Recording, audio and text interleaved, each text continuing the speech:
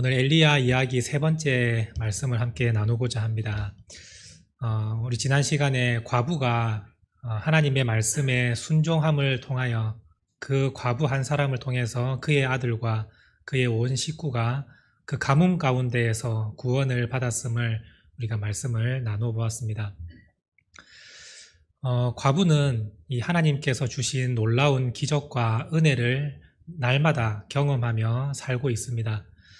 그 통에 가루가 떨어지지 않고 병에 기름이 없어지지 않는 그 놀라운 기적을 날마다 체험하고 살고 있습니다. 보통 이 정도 되면 이 과부는 이제 하나님을 온전히 믿지 않을까라고 생각을 하게 됩니다. 왜냐하면 이런 기적을 경험하는데 어떻게 하나님을 멀리할 수 있으며 그 믿음이 떨어질 수 있겠습니까? 그런데 하나님은 아마 알고 계실 것입니다. 기적을 통해서 믿음이 온전히 세워지지 않는다는 것을 하나님은 누구보다도 잘 알고 계십니다. 이스라엘 백성들만 해도 얼마나 많은 기적을 보았습니까? 출애굽할 당시에 하나님께서 애굽 땅에 10가지 재앙을 쏟아부으시는 것을 이스라엘 백성들은 자신의 눈으로 직접 보았습니다. 그리고 출애굽하고 나서 홍해 바다가 갈라지는 그 기적을 이스라엘 백성들은 눈으로 보았습니다. 바다가 갈라지는 기적을 경험했다면 우리가 생각할 때 이거는 일평생 하나님을 떠나지 못하는, 하나님을 믿을 수밖에 없는 기적이라고 생각을 하지 않습니까? 그런데 이스라엘 백성들은 그 홍해 바다가 갈라지고 난 그 기적을 경험했음에도 불구하고 그 이후에 3일이 지났을 때 하나님께 원망하고 불평하며 불신앙의 모습을 보였습니다.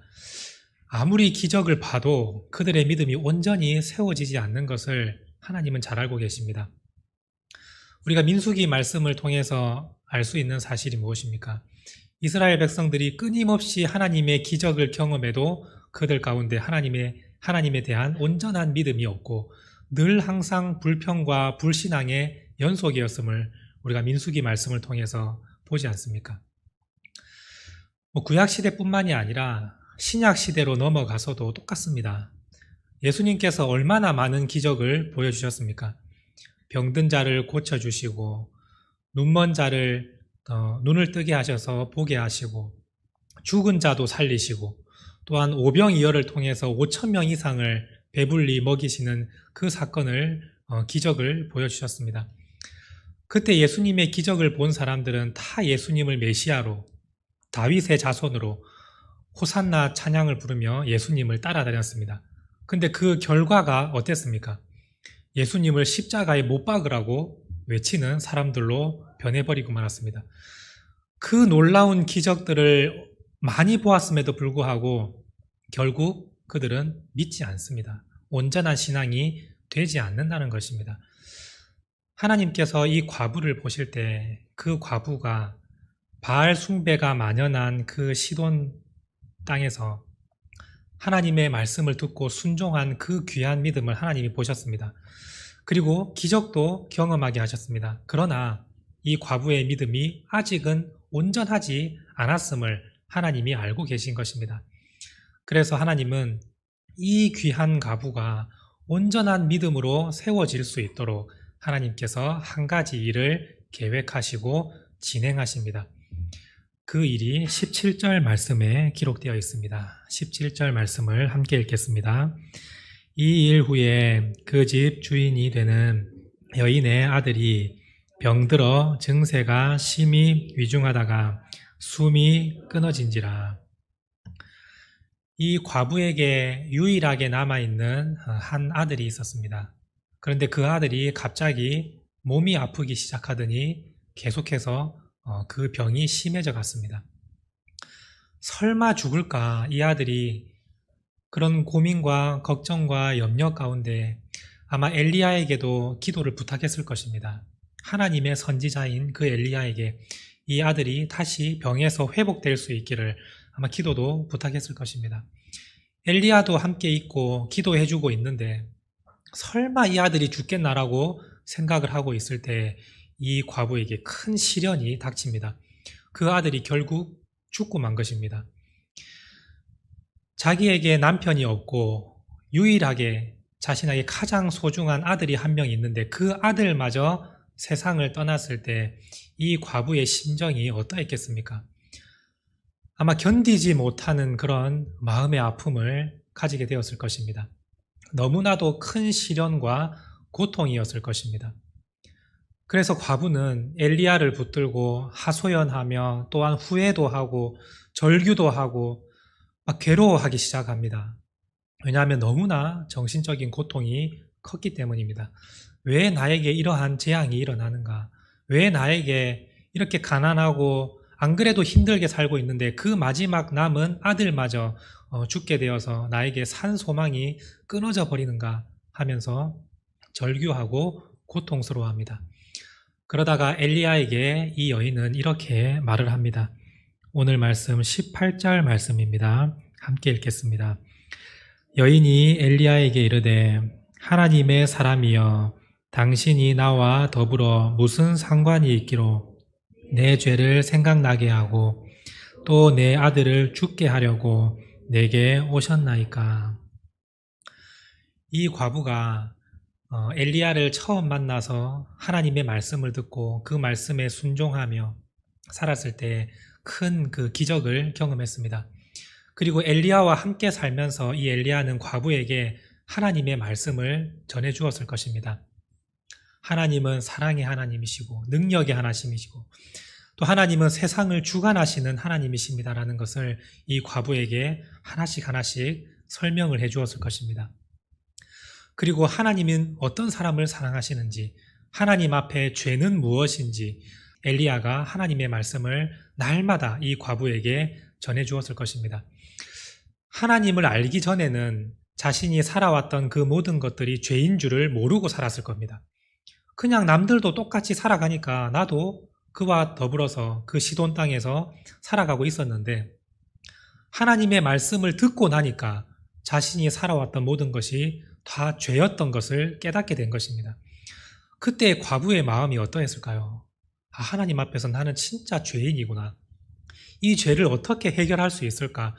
늘 항상 그 말씀을 들을 때마다 이 죄에 대해서 죄책감과 그 눌림이 이 과부에게 있었던 것입니다. 해결할 수 없는 그 죄가 과부를 꽉 지배하고 있었던 겁니다. 죄가 있으면 하나님을 온전히 바라볼 수 없습니다. 죄가 해결되지 못하면 하나님을 온전히 만날 수가 없습니다. 그런데 이 과부는 지금 죄에 눌려 있습니다. 그래서 하나님께서는 이 일을 통해서 이 과부가 온전히 죄에서 해방될 수 있기를 하나님은 바라셨던 것입니다. 오늘 우리는 죄에 대한 눌림이 많이 없습니다. 그 이유가 무엇입니까? 우리는 예수님께서 십자가에 달려 죽으심으로 우리의 죄를 완전히 다 해결하셨기 때문에 우리는 죄에 대해서 막 걱정을 하지 않습니다. 그저 죄를 지었으면 하나님 앞에 회개하고 그 죄를 씻어내려고 생각을 하지, 내가 죄 때문에 혹시 하나님이 나를 떠나시면 어떡하나, 내 죄로 인해서 내가 천국에 가지 못하면 어떡하나, 이런 걱정은 하지 않습니다. 왜냐하면 우리는 죄로부터 완전한 자유함을 예수님을 통해서 얻었기 때문입니다. 근데 과부는 이러한 것이 없지 않습니까? 만약에 여러분들이 예수님의 그 십자가 보혈을 아직 누리지 못했다면, 예수님께서 여러분들을 위해서 십자가에 죽으시지 않으셨다면 여러분들은 지금도 죄에 눌려 있을 것입니다. 하나님께서 내 죄를 보시고 나를 버리시고 나를 결국에는 비참하게 만드시면 어떡할까? 하나님께서 나를 진짜 떠나시면 어떡할까? 늘 이러한 괴로움 가운데 살고 있을 것입니다. 이러면 하나님을 제대로 만날 수가 없지 않겠습니까? 과부가 바로 그러한 상태에 놓여 있었습니다. 이 죄가 온전하게 해결돼야만이 하나님의 능력과 하나님의 사랑과 하나님을 온전히 바라볼 수 있고 하나가 될 수 있는데 이 과부는 지금 그런 죄를 해결하지 못하고 있었습니다. 그래서 하나님께서는 그의 아들을 생명을 취하심으로 그에게 이러한 시련을 통해서 죄를 생각나게 하고 그 죄를 하나님은 해결해 주심으로써 완전한 믿음의 반열로 이 과부가 올라서기를 바라고 계셨습니다. 근데 과부는 그 사실을 알지 못하니 이 시련을 통해서 엘리야를 원망합니다. 왜 나에게 오셔서 내 죄를 생각나게 합니까? 당신이 하나님의 말씀을 전해주니까 내가 그전에는 모르고 살았는데 이제는 죄가 생각이 나서 견딜 수가 없습니다. 그리고 이 죄 때문에 내 아들이 벌을 받아서 죽었습니다. 왜 나에게 오셔서 이런 재앙을 당하게 하십니까? 이 과부는 지금 이렇게 고백을 하고 있는 것입니다. 이 과부는 자신의 죄 때문에 아들이 죽었다고 생각을 합니다. 내가 죄가 많아서 이 아들이 죽었다고 이 과부는 믿고 있었습니다. 차라리 내가 그 죄를 몰랐다면 하나님께서 나를 징벌하지 않으셨을 텐데 내 죄를 알게 하시고 그 죄를 통해서 하나님이 나를 치셔서 이 아들을 죽게 하셨다니 이 과부의 마음이 얼마나 힘들었겠습니까? 차라리 나를 죽이시지. 이러한 마음도 아마 과부에게 있었을 것입니다. 그러나 하나님께서 원하시는 것은 바로 이런 마음이 아니었습니다. 하나님은 이 과부가 그 죄를 통해서 하나님께서 완전한 용서와 그 사랑의 은혜를 받기를 하나님은 바라고 계셨습니다. 그래서 하나님은 이 죽은 아들을 엘리야를 통해서 다시 살려내십니다. 자신은 죄가 있었고 내 죄로 인해서 이 아들이 죽었다고 생각을 했는데 그 죽은 아들을 하나님께서 다시 살려내신 것입니다. 그 의미는 무엇입니까? 내가 네 죄를 다 용서하겠다. 그러므로 더 이상 죄에 대해 눌려 살지 말고 자유함을 얻고 하나님과 온전한 관계를 가지고 말씀에 순종하며 살아라.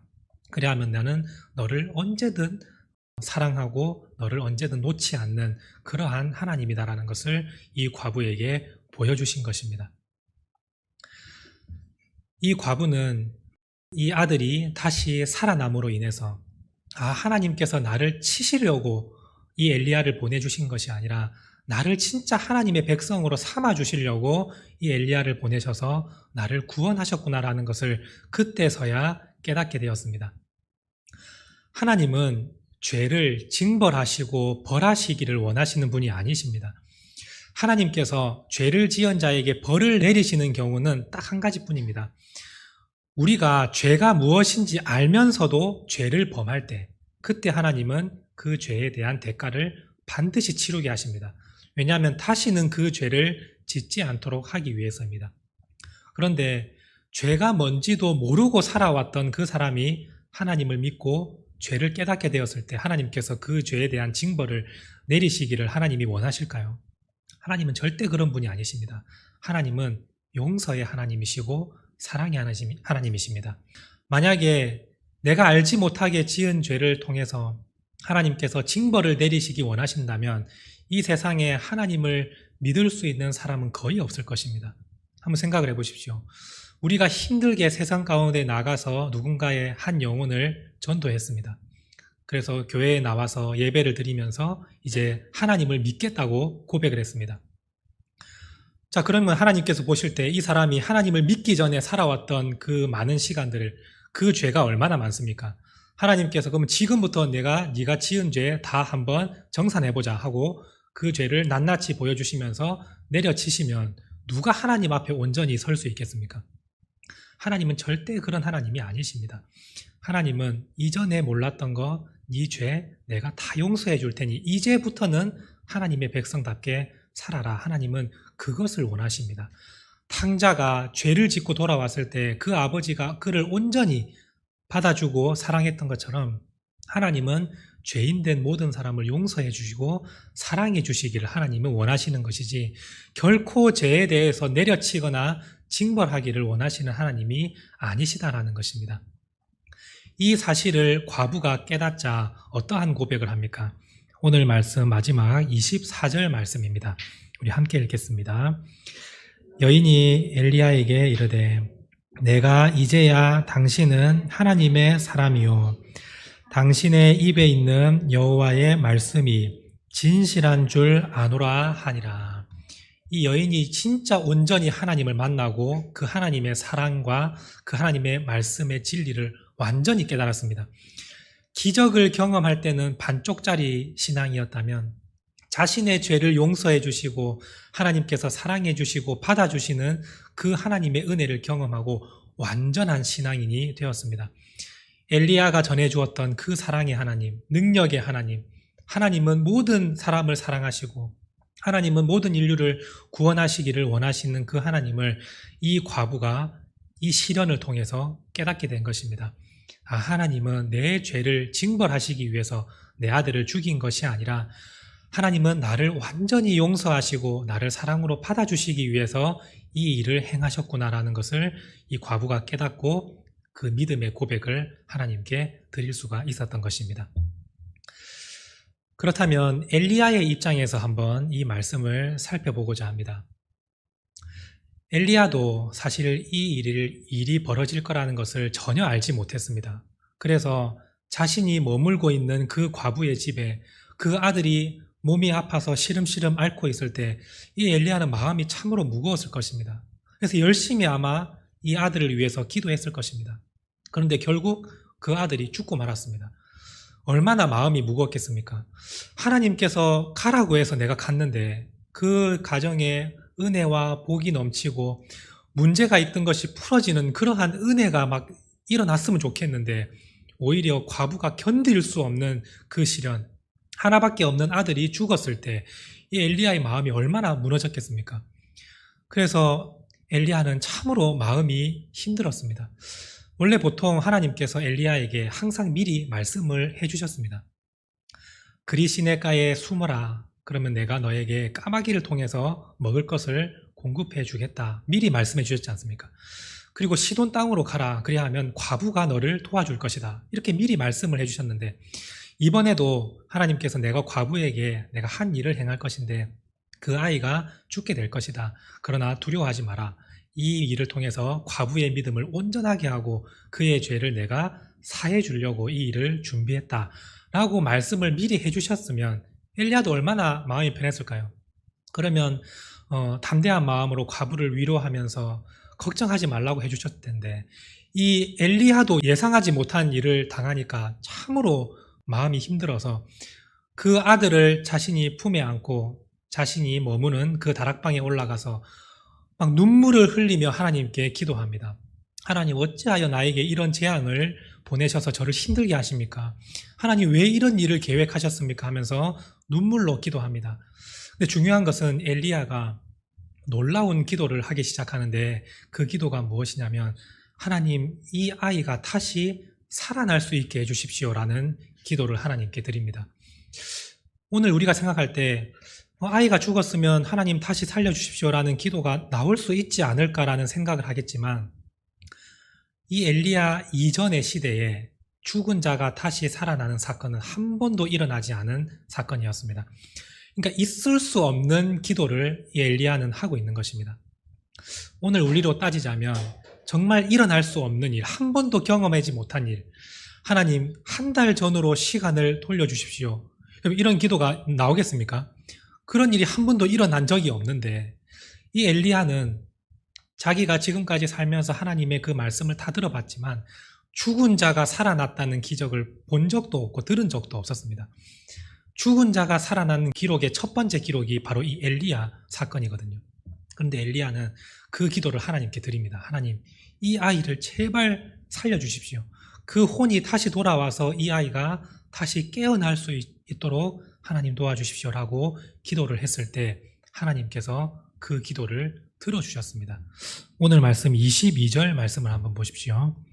22절 말씀 함께 읽겠습니다. 여호와께서 엘리야의 소리를 들으심으로 그 아이의 혼이 몸으로 돌아오고 살아난지라. 전무후무한 놀라운 하나님의 기적이 이 엘리야의 기도를 통해서 이루어진 것입니다. 하나님께서 엘리야에게 미리 이 사건을 말씀하지 않으셨던 것은 바로 이러한 깨달음을 주시기 위해서입니다. 네가 진짜 이해하지 못할 어려운 시련을 만났을 때 기도해봐라. 그러면 네가 하는 기도 내가 듣고 이루어 주겠다라는 것을 하나님께서 가르쳐 주시기 위해서 엘리야에게 이 사건을 말하지 않으시고 하나님께서 진행하신 것입니다. 엘리야가 만약에 이 사실을 알고 있었다면 이렇게 기도를 했겠습니까? 하나님께서 다시 살리시겠지라고 하면서 그냥 지나갔을 것입니다. 그런데 이 엘리야는 아무것도 알지 못하는 그 상황 가운데 정말 이해할 수 없는 그 시련이 다가왔을 때 하나님께 눈물로 기도해 보았습니다. 기도로 승부를 했습니다. 하나님, 정말 한 번도 일어나지 않았던 일이지만 제 기도를 들으시고 하나님 주께서 역사하여 주십시오 라고 기도했을 때 하나님께서 그 기도를 들으시고 어린 죽은 생명이 다시 살아나는 놀라운 기적을 경험하는 첫 번째 사람이 될 수 있었습니다. 하나님은 시련을 통해서 우리에게 얻게 하시는 것이 있습니다. 오늘 이 과부의 가정에 하나님은 큰 시련을 허락하셨는데 그 시련을 통해서 과부는 온전한 믿음이 될 수 있었고 자신이 그 눌려있던 죄에서 해방될 수 있는 은혜를 경험하며 하나님을 완전히 만날 수 있는 신앙인으로 세워지게 되었습니다. 엘리야는 내가 어떤 상황에 처해 있든지 간에 내가 어느 곳에 있어도 내가 드리는 기도를 하나님께서 들으시고 역사하신다는 사실을 엘리야는 깨닫게 되었습니다. 죽은 자도 살리시는 그 하나님의 능력을 직접 엘리야가 경험할 수 있게 되었습니다. 시련을 통해서 누군가에게는 그 죄사함의 은혜를 또 누군가에게는 그 기도의 능력을 볼 수 있는 은혜를 하나님께서 보여주신 것입니다.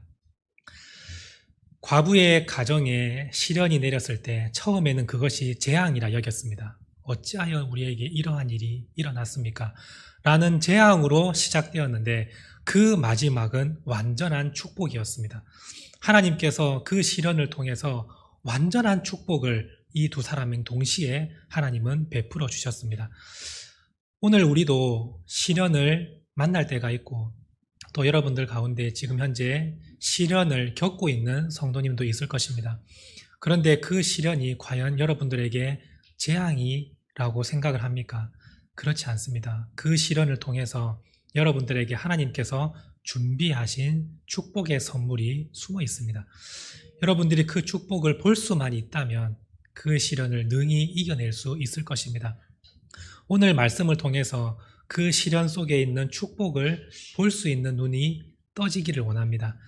하나님은 여러분들에게 시련을 주셔서 여러분들을 괴롭게 하시고 징벌하시고 망하게 하시려고 하시는 것이 아니라 하나님은 그 시련을 통해서 여러분들의 연약한 믿음이 다시 세워지고 또 부족했던 것이 채워지고 그리고 하나님을 온전히 만나고 그 능력을 경험할 수 있도록 하시기 위해서 여러분들에게 시련을 주셨다는 것을 여러분들이 꼭 기억하시고 그 시련으로 절망하고 넘어지는 것이 아니라 오히려 그 시련 가운데 엘리야처럼 기도를 통해서 그 시련을 이겨내고 하나님의 축복을 성취하는 여러분들 모두가 되시기를 간절히 바랍니다.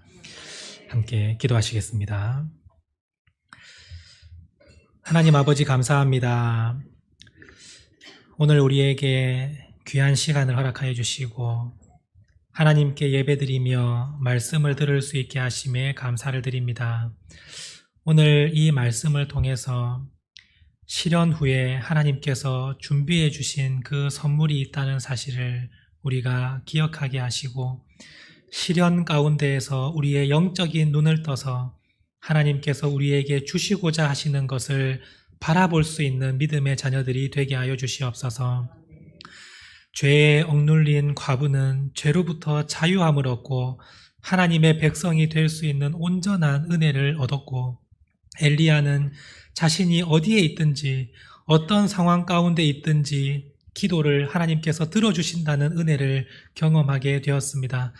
오늘 우리도 어려운 시련 가운데에서 하나님께서 우리에게 능력을 채워주시고 부족함을 채워주시는 그 놀라운 믿음을 하나님께서 허락해 주신다는 사실을 기억하고 이 시련을 기도로서 능히 이겨내는 믿음의 자녀들 될 수 있도록 하나님 함께하여 주옵소서.